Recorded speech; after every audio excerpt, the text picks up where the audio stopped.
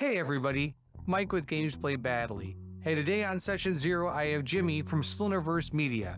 Now, they have I think they have 7 books out right now. We're talking about one of their newest ones, which is the Dragonlance Companion. So, if you're a Dragonlance fan, this has tons of new stuff in it, some expounded playable races, subclasses, spells, gods, all sorts of stuff. We also talk about a couple of their other books, which are also equally incredible and well done. So I can't wait for you to see and hear all about that. As usual, I have my Gem Firefly shirt on. This is a Games Played Badly shirt that they made for me. Those are available on their website, as well as hundreds of other shirts, flags, mugs, home goods, whatever you can imagine, you can probably find up there.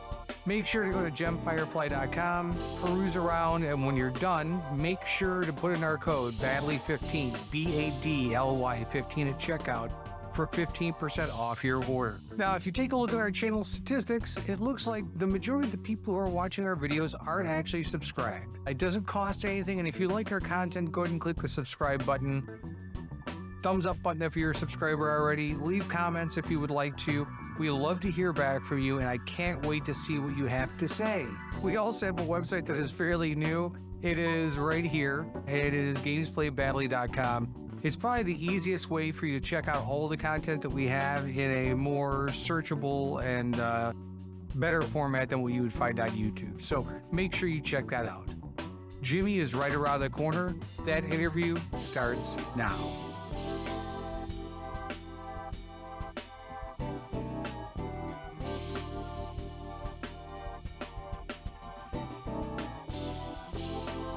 Hey, Jimmy, how are you? Great. How are you, Mike? Good. Thank you for coming on. Thank you for having me. I'm so excited. Yeah, we had connected on Twitter, as most of my guests that I do. And you had you had a product coming out, which I will get to in a moment. But you have a whole host of products up there, which we're going to talk about today, because I think they're just great. I think you're doing a great job. Thank you. It's been a dream come true, honestly. Absolutely. As I was mentioning during kind of our pre-interview, just kind of going through your stuff briefly, I already have ideas for usage of things that you've created. So, and I'm actually super excited about it because I have one PC in general that uh, I can't. He watches this channel, so I can't say anything about it. But one Stay person, tuned. yeah, exactly. I will update you as to how it goes. But yes, there's some things there that are going to be fun. All right, so. Your latest installment is the Dragonlance Companion. And I know growing up, Dragonlance was a huge thing for me because I read the books and they were just so good. And why don't you tell me more about that? Absolutely. So, yeah, it's our 7th book, and it's really designed to be the ultimate book for both players and DMs that are getting into Dragonlance. So, we knew what WotC was doing, that they were going to introduce this adventure with a little bit of player material. And we, in our typical fashion, when we tie in with WotC, we wanted to provide sort of the other half of that, so that if you have that book and you have our book, you feel like you have the majority of what you need to bring Krynn to your table. And Hmm. it was just exciting because we had 19 different designers working on it, all fans of Dragonlance with various levels of history with it, some new, some long-term fans.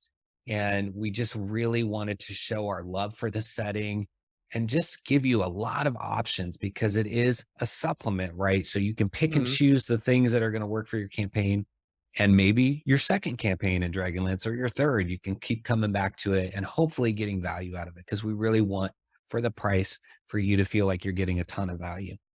Yeah, absolutely. One of the things that kind of stood out to me was the draconian variants and the half ogre. I love that those are playable races and a little bit more fleshed out. Absolutely. Yeah, it was critical to us that we included Draconians, and we had an open call for writers to pitch ideas way, Hmm. like, the day after Wizards officially announced. We knew it was probably coming, so we've been working on some stuff, but we had an open call, and we were hoping Draconians was one of the things that would come through. We could have developed them ourselves as well, but we wanted to see if anybody came through with it, and somebody did, and so we went with that. And it's exciting because it's something a lot of people want to see. I also think it gives the opportunity for the race to not just be entirely evil, which has been maybe Right. something in the past, right? And there are people that want to play these races. So to give you that, and we really spent a lot of time looking at historically what were the abilities associated with these particular species of draconian and how Hmm. can we turn that into fifth edition, and then what assortment would we give you. So just a lot of time spent on making sure we gave you just the right amount with some fun artwork. And Hmm. yeah, I think it'd be so cool to get to play a draconian for a whole campaign. I never get to play a whole campaign, I'm too busy making books, Yeah. but it's I can't wait to hear people's stories of playing these fun different, versions of the Draconian. Right. And I think you touched on something that is really important to note about the swing with Dungeons and Dragons as a whole. It's that inherent evil.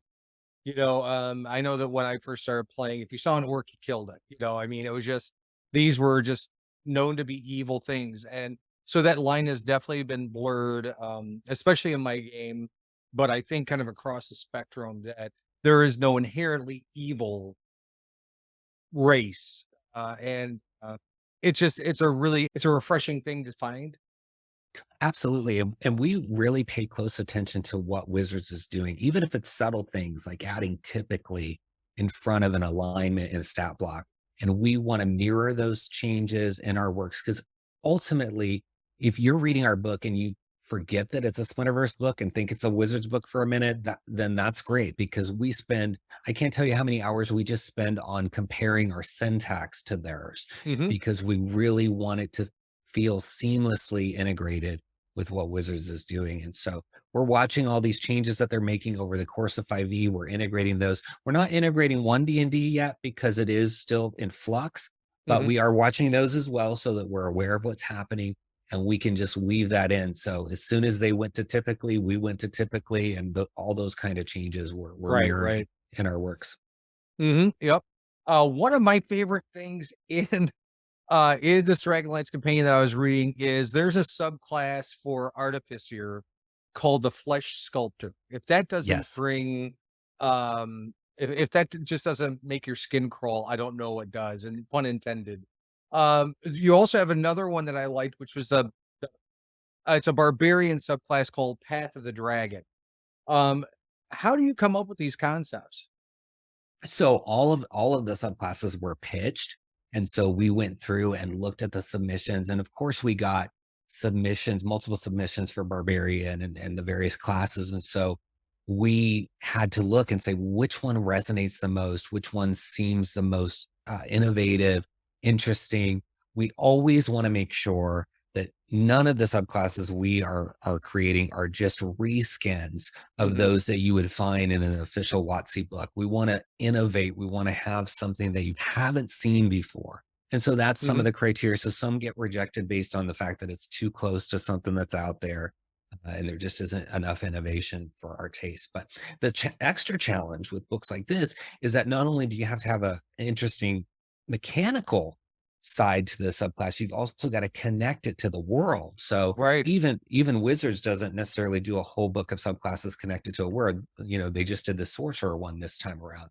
So that's another thing we look at. We say, how does this connect to the lore? It's okay if it's a light connection like the flesh sculptor. We have some that are light connected and then some that are deeply connected because we also want you to think of our books as things that you can use outside the settings that they may be for. So Hmm. you could take a flesh sculptor and put it in Ravenloft or a Path of the Dragon barbarian and put it in Forgotten Realms. It's fine. Wherever Right. you want Right. to wherever you want to place these, we're good with it. Yeah, I mean, and that's what so you touched on a bunch of different points that I agree with from the standpoint of, yes, your books read like like an officially licensed something you would buy directly from Wizards of the Coast. And I think you've done a really good job of um again providing that context in which these subclasses would exist and tying them down in some way, shape, or form. They're just not this floating concept. But they are, as I was telling you earlier, there are things that that I'm reading that I'm going to pull into my world, which is all mine, and they will work perfectly fine there. So I think there's a huge amount of resources there. Speaking of something you were mentioning about kind of being in lockstep with what Wizards of the Coast is doing, you were kind of ahead of the curve with your book Van Richten's Libram of Lineages, because Lineages is something that is more of a one D&D concept now. Right, yeah, so we monitor, a lot of the UAs that come out, we monitor the people that get the advanced copies of the books, and, 2 weeks ahead of time, they're doing videos, and we're pausing the videos, and we're Mhm, looking at the text, and we're just doing all this research because, yeah, we wanna be lockstep in with them, and so Van Richten's Libram of Lineages, we released that the day before Van Richten's Guide to Ravenloft came out, mhm, and it was a challenge because there were things that we didn't know until the last minute, like Ancestral Legacy, that ability was gonna be in there. So making that happen was a unique, fun puzzle for us. But yeah, to me, lineages are the future, and not just because of the challenges associated with the concept of race, but because I find them to be so incredibly personal to your character and mhm, so role play driven. I like to think of the difference between traditional races and D&D and lineages, as lineages are the result of something happening to a character, whether it's, they become infected with something, they've been handed an item, they died and they're reborn, and some triggering event has resulted in a lineage. Whereas races, it's just part of your birth. You're just born that way, et cetera. And so you're one of many. But with lineages, you might be the only one in your whole campaign that's gone through this particular experience, or one of mhm. very few. And so they have that opportunity to be so personal and so conflict driven. And I can't get enough. I hope that they're used. I haven't seen them really use them outside of Ravenloft, at least from Wizards. We used them in our Feywild companion. We've got them in this book Mhm. that you referenced, the Libram of Lineages, and I'm hoping to use them in the future in future products, because I just think if you're sitting down and saying, "Hey, I'm a key keeper. Somebody handed me this key, and now if I lose it, I'm dead within 24 hours." That already, there's tension, there's conflict, and that's what you Absolutely. need to tell story, right? So you can't beat that. A race, yeah, I'm an elf and I have a clan and or family or whatever, and it's just like you can do stuff with it. It's just not as inherent as a lineage in my eyes. Right. I think what you were mentioning as far as it driving a character's development is key. Pun intended as well, because that key keeper mechanic is insane. I love it. I love it, love it, love it. And I want to use it. And I might, if anybody from my group is watching, I'm not going to use it in our adventure. But, I mean, but yeah, the lineages stuff is great, and again, it does fall right in line with kind of what one D&D is looking to do, and I like that idea of, again, story-driven mechanics, to help people springboard into their backstories and their session zeros and things like that. Yeah, not everyone is an actual play actor with improv skills, all these Right. things. So when we can give you something that makes it easier for you to make a distinction between your character and all the other ones out there, um, I just love it. I mean, I guess if you're playing one of many elves, you could look at your trinket, you could look at uh, novels, you could look at so many things to get inspiration. But if you're new, maybe you're just not there yet. So I think lineages are a way to really make somebody feel special, Mhm. unique right out of the gate. So I'm pushing for it to be more commonly used in the future. Yeah, and I'm glad to know that it's something that you're doing throughout your products, because that means I can go and pick up some more of your products and take and see what you've done there. Yeah, absolutely.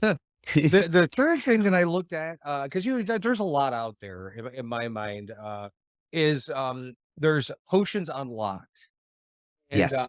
I love, love this thing. It is so cool because you take the idea of potions and you kinda turn it on its ear, and you're doing something that, I think I did when I was much younger in adventures, but the concept of dosing. Mhm. And having doses to a potion, or what happens if you only take part of a dose, or what happens if it goes into creating potions, delivery methods. So as opposed to just imbibing them or drinking them, why not it be something like a poison, where you can It could be a gas, or it could be, what happens if it gets into a wound, or all these different delivery methods. Tell me all about that. Yeah, so Potions Unlocked is kind of a series that we're going to be doing. So we did a similar book on swarms, and the idea is that we take something that is part of D&D, in this case potions, and we say let's take it to the absolute limit. What is literally everything that you could ever ask for with potions, and let's put it in this book so that if you buy just this one book, you've got everything you could want, whether it's different delivery mechanisms, as you said, ways to craft potions. How do they taste? How do they smell? What's the consequence of having too much of a potion? Can you get Mhm. addicted to them? Who are some of the people that are out there, selling these potions? What are the plants used to make? I mean, just every direction. I wanted to go up, down, left, right, side to side, everything on this, so that the book just you just felt like it was the book for potions or the book for swarms. And so we're going to continue. We have a number of ideas for topics that we're going to unlock. And that phrase unlocked is really meant to unlock the potential of whatever this subject is. So we feel like with Potions Unlocked, we unlock the full potential of a potion. Because how often do you hear when you're playing D&D, oh, I drank a potion of healing, and then that's it. It's Mhm. over. I'm sorry, but in real life, if somebody showed me a potion, I would be riveted. I would be like, Yeah. what does this do? Are you serious? Is this real? Right? Like it just is a throwaway in a lot of cases. Yeah. And we thought, let's make this a centerpiece. And with what's in that book, you could make a potion themed campaign because we give you maps, we give you locations, character Mhm. backstory, stories of how even classes you can take in game to learn Mhm. how to make potions. So it was just like, let's go all directions, all potions all the time. And then we did that with swarms, and we have other things we're going to do that with, which I can't say yet, but Sure, stay sure. tuned. Well, yeah, I mean, it really felt like a definitive guide because when you think about, there used to be in the Dungeon Master's Guide a little bit more information about crafting magical items and things like that. Now there's not much there. So I think when you talk about brewing potions and things like that, the alchemical aspect of it, and also what happens again if you take too much or take too little, or mix potions or whatever you gotta do. Everything is in this book, and I love it to pieces. I think it's so well done, Thank well you. presented, and yeah, it is my definitive potion guide now. Awesome. Yeah, there's a little bit of crunch in there. So, Sure, but you can pick and choose. If you just want to add the serving sizes thing, you can add that. If you want to add the different delivery mechanisms, you can add that. You don't have to take all the crunch. And of course, there's a whole bunch of new potions with little short stories that tell you sure. how they were created. So even if you just want to read those fun little stories, I had so much fun writing those and weaving them together, kind of like a cinematic universe. There's little connections Yeah. between the short stories. So if you read them all, you'll get some Easter eggs. Oh, very cool. Well, yeah, because I made a couple notes here. The elixir of energy. Mhm. There is gold of the gods. And there's also another one called Lava Liquid. So, if you're interested in what those potions are and what they do, you need to pick up this supplement. So most of your is all of your stuff up on DM's Guild exclusively, or do you use drive through as well? Yeah, so we have 5 on DM's Guild and 2 on Drive Through RPG. Yeah, Okay. but you I can will get to have all of links. them. Yeah, yeah. Yeah. I'll have links to everything below, so that way people can find what they're looking for. Okay. So one of the great things I love that you have is a whole YouTube channel devoted to your products and explaining what they are and what they do. I think it's a great way to get people excited about going up and grabbing some of your products. Yeah, when I first started this journey of publishing, self-publishing in D&D, I was perplexed by the coverage, that was out there. I mean, there's great shows like yours, but it's hard to find them. And, Mhm. how do you get the word out? And so I thought, well, why not make something? And then I also started feeling bad because I would go to these sites and I would see the new releases, and then after like a week, they would disappear from the front page. And I thought, well, Mhm. if I don't know what to search for, I'm not going to find these again. Right. And so I thought, why not just make a show where I capture what's coming out every week and just kind of get people hyped, get people excited about these books? Mhm. Because I love looking at all these and collecting them. And I'm sure other people do. And at the same time, it'll be a great audience for what I'm doing. And so it just seemed like the perfect marriage. And it's been just so heartwarming to do because every week I'm hearing from creators that haven't had any attention on their work Mhm. saying, "Oh, thank you for talking about my book," or whatever. And, "Oh, you helped me catch a typo, but you covered it up when you read it," or, whatever. And it's heartwarming because I know what it's like to not have any attention on a particular book, and that can be heartbreaking because you spend so many hours working on it, and then nobody notices, right? So even if um, I can make person smile or help one person find a book through doing Mhm. that series, it's worth it to me. And I just every week it's like Christmas. I go look at what's out there, what's been released that week, and I go through it, and it's just I'm continually amazed at the creativity of the community. Yeah, absolutely. I mean, I'm glad we were able to connect because again, I love your stuff. I think it's so Thank good. you. I'm lucky enough to have uh, um, gentlemen like Joel from Midlife Dices and Satisfact Games and all those guys who I've interviewed who have incredible content they produce. Just so creative. I mean, I thought I was a creative person. I look like one of the Three Stooges, compared to these guys and to you. So No. I love that you're able to share this stuff with everybody. I think it's a very interesting take. And I love that these are collaborative efforts too with other creators, writers, bringing everything together. So I think that's just fantastic. And the artwork is fantastic too. Holy smokes, I love the artwork of these books. Yeah, it just started with just me and doing what I could, and it's grown now to where, we're hiring other designers, we're hiring artists, and just Mhm. being able to contribute to them financially is exciting. And, people just the feedback they say is, you helped me make my rent this month. And, this kind of it's like I didn't Yeah. think when I started this for sure that I would get to a place where I could do that. And Mhm. so I feel really blessed and fortunate to be able to help the community in so many different ways. It's I just can't say enough. It's a Yeah. great feeling.